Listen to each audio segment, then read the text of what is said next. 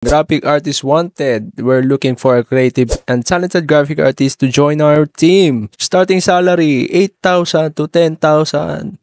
Wow, napakaganda ng offer pare.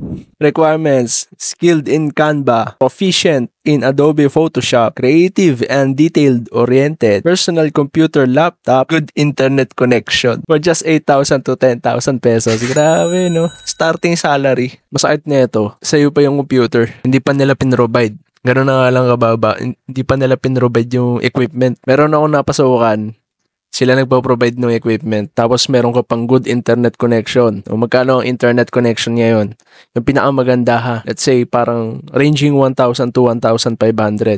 Or 1,000 to 2,000. Sabihin na natin ganun.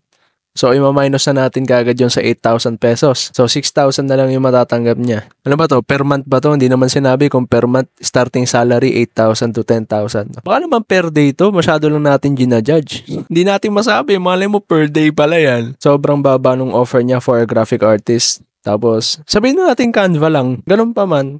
Yung skill set na pag-aaralan mo using Canva. Hindi lang naman yung basta magsa-search ka lang ng graphic elements, sasalpak mo na agad.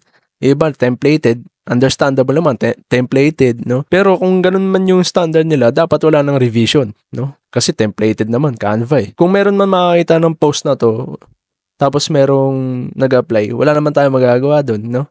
Kasi sa hirap ng buhay ngayon, lahat papatusin na ng tao eh. Basta lang kumita ng pera. Yun nga lang, mataas din yung risk neto doon sa business owner. Bakit ko nasabi na mataas din yung risk? Baba na nga lang sahod ko, dami mo pang pinapagawa. Pinapasahod ka namin dito, kaya dapat galingan mo. Ang tendency kasi niyan, afterwards, magkakaroon kayo ng conflict. Huwag kayong magreklamuhan sa isa't isa, no? Wala eh, may ganito pa rin talaga eh. May mga ganito pa rin businesses, entrepreneurs, and business owners na nag-offer talaga ng lowball. Tumataas na yung demand ng artificial intelligence, tapos may mga ganito pang competition, mababa yung sahod. I suggest dun sa mga tao, taasan naman natin yung worth natin. Napakaganda ng title natin, graphic artist. Kaya nagiging underrated talaga yung profession na to eh. Thank you for watching and I'll see you in the next one. God bless. Peace.